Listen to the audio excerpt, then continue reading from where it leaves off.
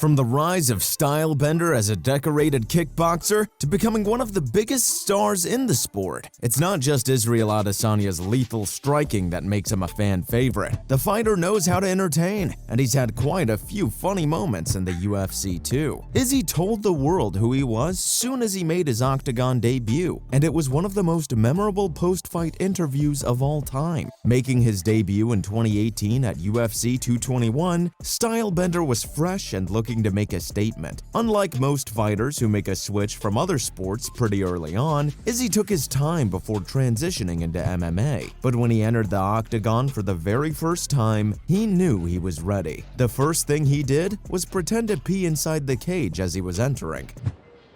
You look at Paulo Costa, you think, oh, he's got to go in with these dangerous strikes, and a strange thing to do, obviously. He went on to finish his opponent in the second round and gestured that his performance was okay-ish. In the post-fight interview, he said that he's the new dog, and that's why he peed inside the cage, just to claim his land. Not gonna lie, only Izzy could make that sound like it's a real thing. He went on to call out all the guys in his division who'd allegedly been in his DMs a lot, but in person they pretend like they didn't know him. But they couldn't pretend anymore because he was in the UFC now. We didn't know we were seeing someone special at that time who will go down as one of the greatest of all time. But in hindsight, with his calm demeanor and the way he handled business, no one should be surprised. Now, it's one thing to be funny in an interview, but he had some fun moments during his fight with Brad Tavares too. After edging out a split decision win against Marvin Vettori, Izzy wanted to remind fans just how good he really was. He mentioned that in his first two fights, he wasn't satisfied with the way he had performed despite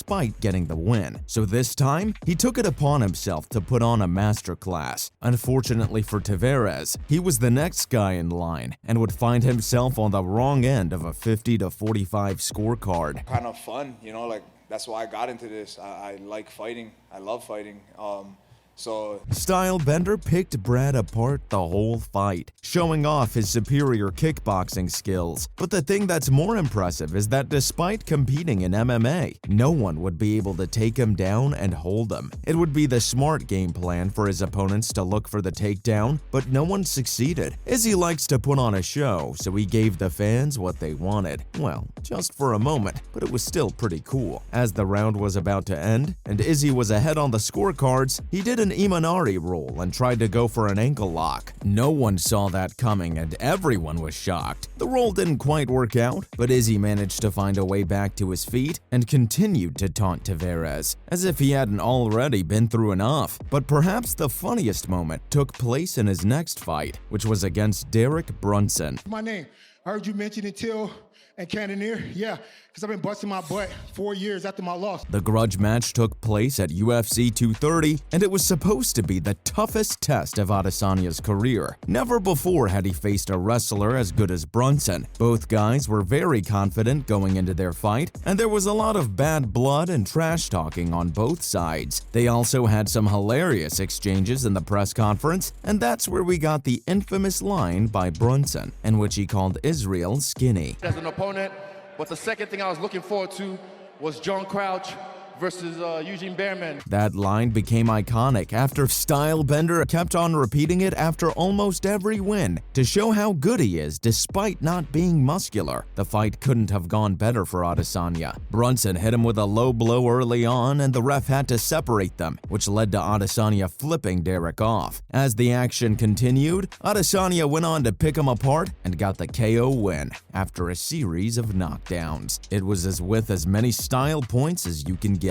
The funniest part of this fight was after the ref stopped the fight. Izzy went straight to breakdancing as Brunson was struggling to get back to his feet. The visual was quite hilarious, not to mention Adesanya is a great dancer, so it didn't hurt to see him show those moves. It seems like Izzy shines against the guys he's got bad blood with, and the performance against Paulo Costa proved that. They were both undefeated and were meant to fight each other for the belt. You know, he got a lot of clear shots on the face, on the chin. Going into the fight, everyone was wondering how it was gonna go. Izzy was coming off the lackluster performance over Romero, and Costa used that as an opportunity to talk a lot more trash and drag the champ's name through the mud. After more than a year of build-up, they were both ready to fight. But as they got a few minutes into the bout, Stylebender started showing why he's one of the best strikers to ever step foot in a UFC cage. Definitely, I tried for years, but I had some other things to do, but now Styles is in the UFC, baby.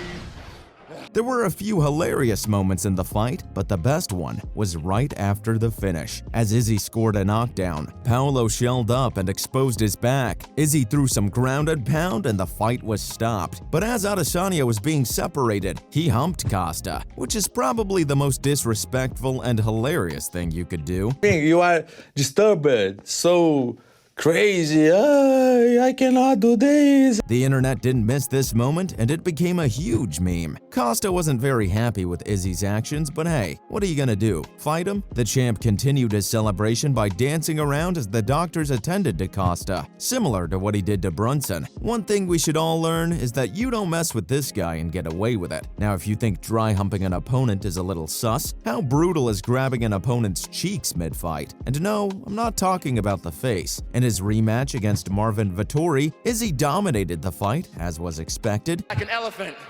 And like I said, I was in the nosebleeds, and now I made his nose bleed. Marvin kept on pressuring him against the cage, looking for a takedown. At the end of the fourth round, Marvin was deep into his legs, but still couldn't get the takedown.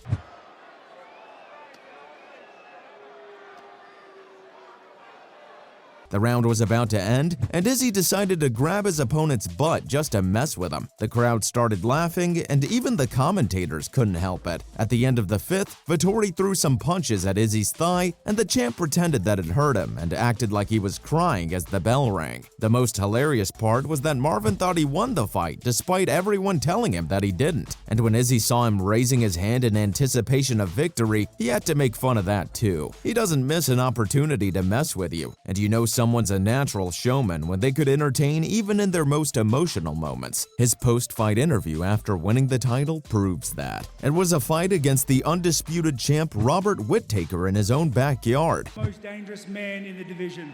I make people hate fighting. I take the love out of. But Izzy didn't care. He made an entrance while doing a choreographed dance. He wrote Whittaker's name in the Book of Death because he's an anime fan. As they were about to touch gloves, he played a game of rock, paper, scissors. All the nerves you could be feeling in a championship fight in front of the largest gate in UFC history. But this man just wanted to perform. After knocking Whittaker out cold, Adesanya got to dancing as you'd expect. And in the post-fight interview, he used Brunson's infamous line that I talked about earlier, mocking everyone for saying he had no knockout power and that he was too skinny. Well, that's all I have on Israel Adesanya's funniest moments in the UFC.